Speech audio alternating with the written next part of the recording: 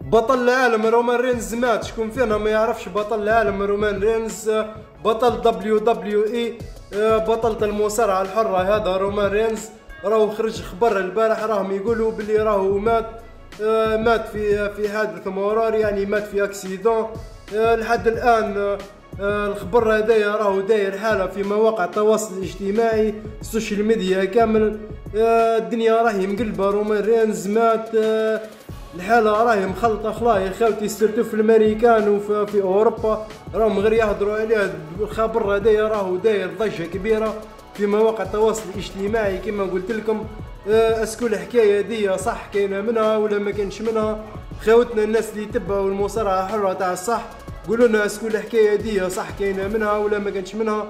باسكو بنت لي انا صرات كيما تاع جيسيكا هذيك، حكاية الاورك هذيك القديمة طلعت ترند. لحد الان ما هيش باينه خاوتي. المهم الخبر هذايا راهو داير حاله وداير ضجه كبيره في مواقع التواصل الاجتماعي كلها. وربي يجيب الخير وصاي.